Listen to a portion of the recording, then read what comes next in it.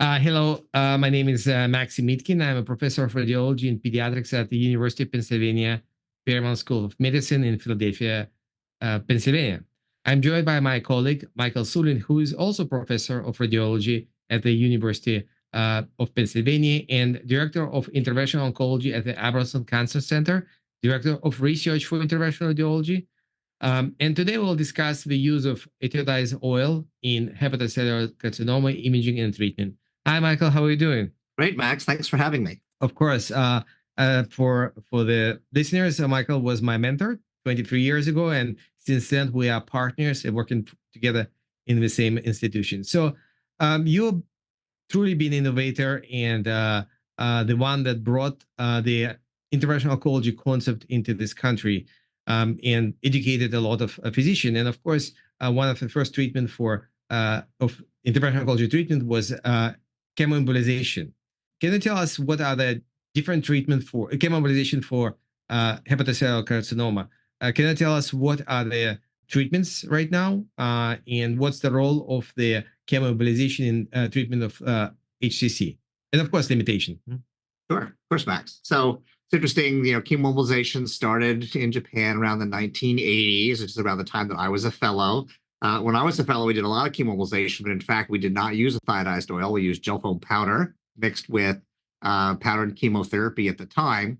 But the practice using ethiodized oil as an emulsion base for powdered drugs to deliver them to hepatocellular carcinoma really became dominant after clinical trials were done, showing that this technique of using a drug emulsion in an oily contrast agent and then followed by a particulate embolic actually improved survival in HCC compared to best supportive care. And of course, there were two famous studies done, one in Asia and one in Europe, both published in 2002, that really put that particular technique on the map. And so it became the standard of care in international guidelines really ever since. Now, some people have criticized those old studies saying, oh, it was 2002, it was 20 years ago, they weren't that big and the technology's improved. But in fact, there are many modern randomized and non-randomized controlled trials that have been done using a thiodized oil-based TACE as one of the arms of the study. So the biggest one was a study of over 500 patients getting TACE and randomized to receive also a targeted agent or not. But it's the largest ever prospective trial of TACE done in the world. And it actually showed that overall survival was much better than the original 2002 trials showed. And then subsequently, there were large studies done in Italy and in Japan and Korea. Again, hundreds of patients were showing that survival after TACE for HCC was in the range of 2 to 3 years. So these are all modern studies done under modern standards. So clearly, this is the strongest evidence-based therapy we have for unresectable HCC, and is really the standard to which all other therapies need to be compared. Thanks, Michael. It's amazing. It's such an old technology, and still we use it very successful. So can you tell us about the history and why we actually using ethiodized oil? I remember back in the old days when we have a bad MRI, we actually used to diagnose the HCC tumors and not only HCC, but also the metastasis, liver metastasis, by arterial injection of these ethiodized oils. Can you go back in history, tell us sure. imaging Yeah, I mean, that started actually, so that predated chemoembolization, of course, back in the so this is back when I was a resident. Back then people forget that we didn't used to have good imaging. Like we didn't have MRI at all. CT, when I was a resident, was sort of one slice per minute. I mean, you would just be bored out of your mind monitoring the CT scanner as a resident because it was so slow. Ultrasound was also crude, and we didn't have ultrasound contrast agents yet. So diagnosing small liver masses is actually quite a challenge. And meanwhile, thiodized oil as a contrast agent have been around since the turn of the century, right? I mean, it's one of the oldest medications in the human pharmacopoeia. It's over a century old. And it was originally used as a medium for iodine therapy to deliver patients iodine for various diseases. And then after the X-ray was invented, people who've been treated with thiodized oil therapeutically got X-rays, and people were like, oh, we can see this. It's a contrast agent. So in the 20s, it was recognized as a contrast agent. And then somewhere around the 60s, 70s, people started injecting it all over the body, including into the liver. So actually one of the first reports of intravascular injection of thiodized oil into the liver was published by my mother around 1970. Wow, that's amazing. Yeah. And she was actually trying to measure blood flow into the liver. And so they injected thiodized oil and did cine radiography, made movies of it, and calculated the flow rate based on the droplets of oil. So that was being done for sort of vascular diagnostic purposes. And after people started injecting thiodized oil into the vessels to the liver, they found that, oh, surprise, surprise, these nodules in the liver would take up and retain the oil. And then it turns out the ones that took up and retained the oil were the cancers, and the ones that didn't were not cancers. So, we started a whole era, again, back, I remember doing this myself, as you did, when I was a resident, where if someone had sort of suspicious small masses in their liver, we would catheterize the hepatic artery, inject 5-10 cc's of thiodized oil, take the catheter out, wait a week or so for the oil that went to the normal liver to disperse, and then and it was been cleaned by Cooper cells, right? That's what and they the thought. idea, and the thought was that tumor cells don't have Cooper cells, and that's the reason why it's not. That was the hypothesis, exactly. So we do a CT, and if you saw residual retained oil in the nodules that had not been phagocytized, then you assume those were cancer. Yeah. So that started as a diagnostic agent, and then people said, well, gee, if the oily contrast agent is selectively taken up and retained in cancers, why don't we emulsify some chemotherapy with it? And now it'll act as a delivery agent to deliver chemotherapy directly into the cancer. And in fact, we know that the oil is actually taken up inside the cancer cells. And so essentially the oil became the delivery vehicle or platform to transfer chemotherapy directly into liver cancers. And then as people continue to explore this, they realized that retention of the oil alone wasn't perfect, and that you needed to chase it with some particles. And people did resection studies and showed that you needed a combination of oil, chemotherapy, and particles to get tumor necrosis and to actually improve survival. So that became the default definition of chemoembolization. So it's not just oil and drug, but it's oil and drug followed by particles. And so it took a little while for people to work that out. Most of that work was done in Japan, but eventually it became the standard. And now, of course, you can read our technical guidelines that were published a few years ago, specifying out the scientific rationale for exactly how what's now called conventional taste with an oily contrast agent should be. No, that's amazing dive in the history.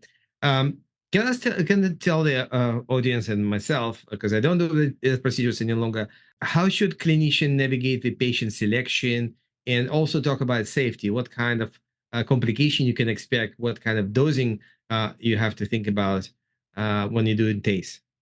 Well, sure. So selection, you're basically typically treating unresectable patients, patients who can be resected, should get resected. We don't do as much resection in the US anymore. For HCC, we tend to do more transplantation. So patients who are on the long wait for a liver transplantation need bridging therapy. And most commonly at our institution, we do chemoembolization to bridge patients to transplantation. That's variable. Some other places might do radioembolization, some do ablation, but chemoembolization is very commonly done in this setting. It's a bridging technique. There are also some patients who may present unresectable, but could be made resectable by downstaging. And again, you can downstage with TACE. You can also downstage with radioembolization. In the meta-analyses, TACE appears to be somewhat superior, but of course, meta-analyses are only worth the studies that they're based on, which aren't very good studies. But the typical application is patients who have unresectable HCC, but preserve liver function. So, they want them to be child's A or B. You want them to have intact portal flow to the liver, even in the presence of portal vein tumor invasion, which is not, probably present about 25% of people. Almost all those patients still have hepatocellular portal flow around the tumor or through cavernous transformation. So as long as you can demonstrate that, it's perfectly safe to treat those people. Remember that tumor thrombus is still tumor. It's still fed by the hepatic artery. And when you do chemoembolization, you'll see the oil uptake within the tumor thrombus. And that tumor can resolve or even completely respond to transarterial chemoembolization. So the key would be adequately preserve liver function, but not resectable tumor is your typical patient. And that can span a wide range of tumor size, tumor burden, but as long as there's adequate functional reserve, with staged embolization, you should be able to treat the patient safely. Complication rate, nonetheless, is probably about 5%. That could be an off-target liver injury. So in theory, the portal vein should keep the rest of the liver alive. Sometimes that doesn't happen if the portal vein blood flow has been compromised. So that's 1 or 2% of patients you can get infection, particularly if you leave a lot of dead tumor behind. That's 1 or 2% of patients. And there's a host of rare things, including things like, for example, renal failure from the perfect storm of contrast, cisplatin chemotherapy, and tumor lysis. And there is definitely a small risk of a serious complication, but overall, it's a pretty safe procedure. Yeah, thank you very much. So, question: what are the ways in which ethiodized oil is being used in combination, or taste been used in combination with chemo, systemic chemo, radiotherapy, or immunotherapy? Do they work together? Is it some ways of enhancing the effect of taste by other modalities? That's a very, very good question. We know that taste, particularly for unresectable disease, is an imperfect therapy. We don't expect complete responses in most patients. So we're always looking for ways to make it better. We've tried the combination of taste and radiation therapy here at Penn. And interestingly, that trial did not show an improvement in outcomes by adding radiation to the chemoembolization procedure. More recently, of course, there's a tremendous amount of interest in immune checkpoint-based therapies for liver cancer, which have shown to be effective in the advanced setting. And we finally have our first report. Emerald-1 just came out last month, which combined the chemoembolization procedure with durvalumab and showed improved outcomes in the arm that got the immune checkpoint therapy added to the TACE therapy. So that's our first randomized controlled trial that was positive in this setting. There are other, of course, trials ongoing with other combinations of both checkpoint therapy and also targeted agents and antivascular agents. So this is something you're going to see a lot of new data coming out on over the next few years, because there's just so many trials going on and so much interest in this area. And my personal bias is this is the future for us as interventional oncologists. Our therapies are pretty much old-fashioned sledgehammers. We radiate things, we burn them, we freeze them, we choke them to death. And now we can layer on these more biologically targeted therapies, be they oriented the immune system, or they be oriented at metabolic targets with small molecules, or whether they're targeting the vascular system. We're also very interested in work here at Penn in how these tumors survive TACE. I mean, if you choke off the blood supply to a tumor, how is it that it doesn't just die? And so we've done a lot of work here in the Piggy lab, examining metabolic stress response of these tumors under conditions of severe hypoxia and nutrient deprivation. We've identified multiple survival pathways. So essentially, these tumors hibernate like bears. They shut down the metabolism, they subsist off their internal energy stores, and they emit very, very potent signals into the tumor microenvironment to generate a new blood supply. And all those adaptive measures, which are highly conserved in these malignant tumors, are druggable.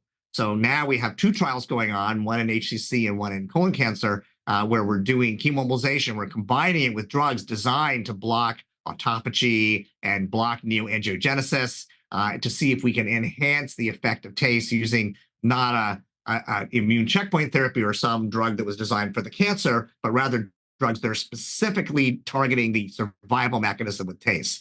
So I just signed up another patient today in clinic for one of those trials. So we're super excited about these and hoping we can sort of move on to TACE 2.0, but this integration of embolotherapy with drugs that are actually designed to enhance embolotherapy. Yeah, thanks. It's amazing progress. And of course, it's you just mentioned Piggy Lab is done with in collaboration with this group and run by Dr. Terence Gay. Dr. Soulen, that was amazing. You, of course, the authority in this field in the world. It was absolutely excellent discussion. And thank for everybody listening. Please remember to take the post-test and evaluation to receive CME credit, and tune in for additional episodes with the podcast series. Thank you very much. Thank you, Max.